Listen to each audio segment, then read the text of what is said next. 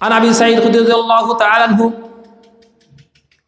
عن النبي صلى الله عليه وسلم قال لا يحجن البيت ولا يعتمدن بعد خروج يأجوج ومأجوج। হযরত আবু সাঈদ খুদরী রাদিয়াল্লাহু তাআলা আনহু তিনি বললেন, ইয়াজুজ এবং মাজুজ তারা বের হবে, ইমাম মাহাদি আসবেন, ইয়াজুজ মাজুজ আসবেন, ইমাম মাহাদি আসবেন। এরপর বাইতুল্লাহর হজ উমরা পালিত হবে, এটা বন্ধ করতে পারবে না কেউ।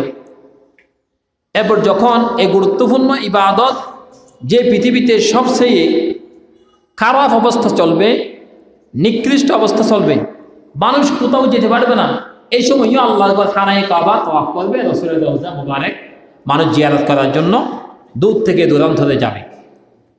এ হচ্ছে আমাদের